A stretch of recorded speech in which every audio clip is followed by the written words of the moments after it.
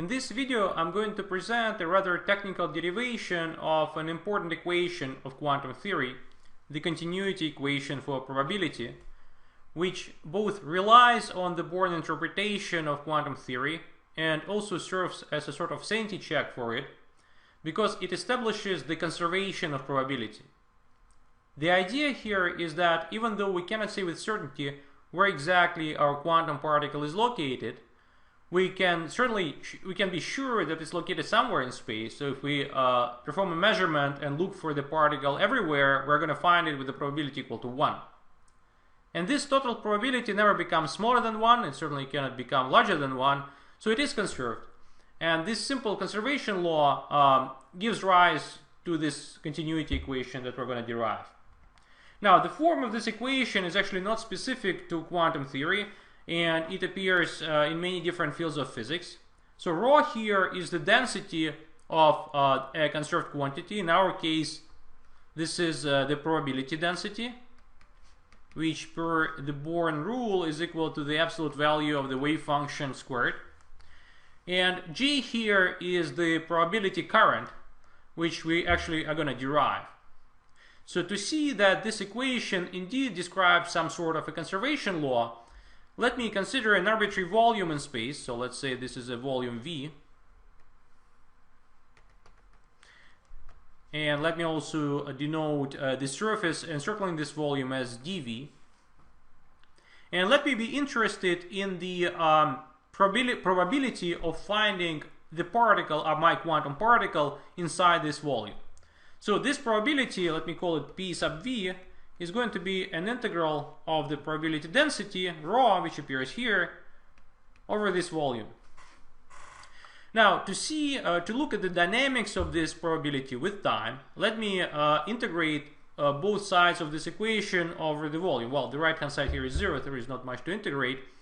But the first term is going to give me just dp over dt, and the second term is going to be an integral of the divergence of G, and everything, the sum of these two terms is equal to 0.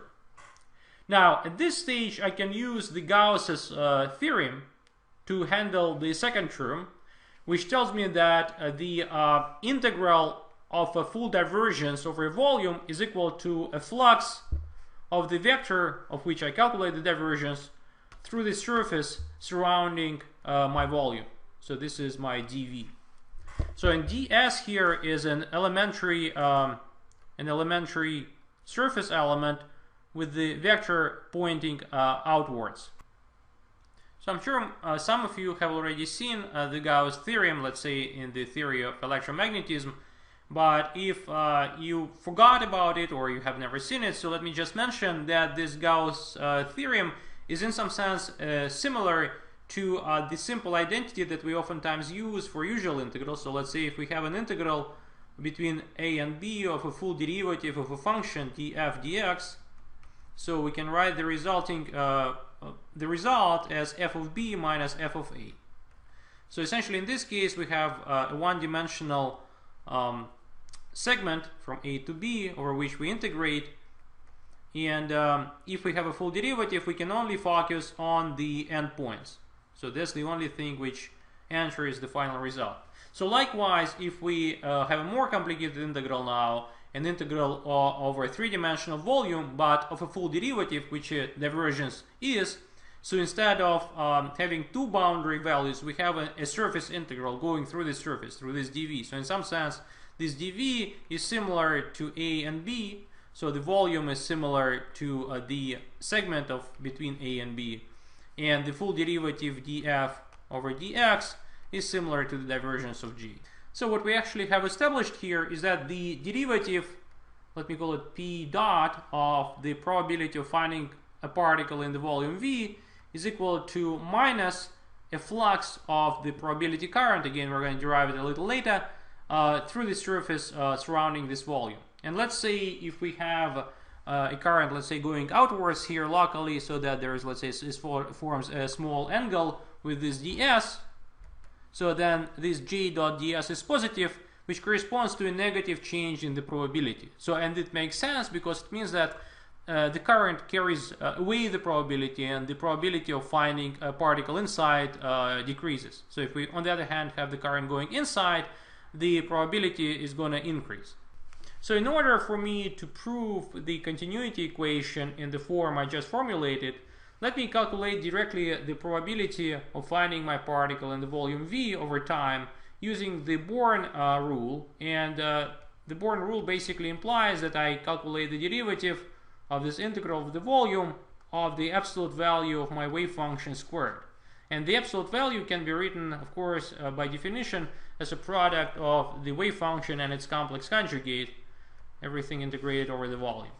So now, if I apply this derivative to this product, I can write it as psi star dot psi plus psi star psi dot.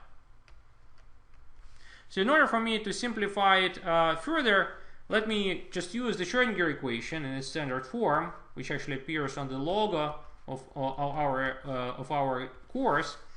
So and express the psi dot from here as simply minus I over h bar Hamiltonian acting on psi. So I just divided it by h bar and multiplied both sides with the imaginary constant I.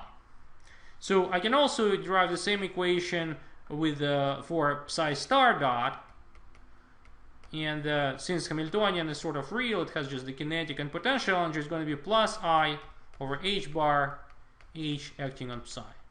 Now my h here is a combination of kinetic energy and the potential energy. So kinetic energy is a sort of an involved operator, which is the momentum squared, and potential energy is just a multiplication. It just multiplies my wave function. So if I put everything together, what I will find is the following for PV dot. So I'm going to have here, instead of psi star dot, I'm going to have this guy. So I h bar h psi, and here I'm going to have minus I h bar psi star h psi.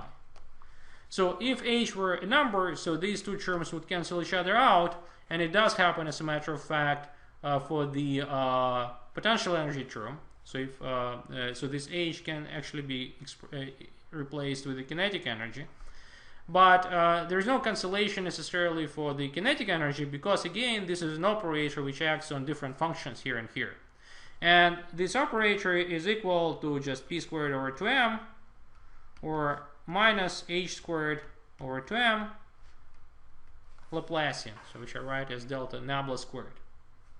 So again, putting everything together, so what I have is minus I h bar to m, which I can factor out outside the integral, and in the brackets I'm going to have the Laplacian nabla squared psi star times psi minus psi star nabla squared psi.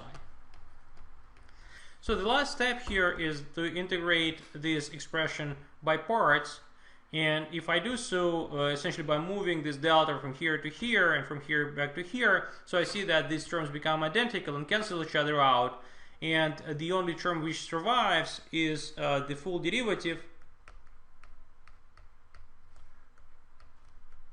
of delta psi star psi minus complex conjugate to it. So and this whole thing, well, times this coefficient, is exactly the current that we have been looking for, because again we ended up with the full derivative of a vector integrated over the volume, so we can write it as minus an integral of some j over ds over the surface sort of encircling our volume.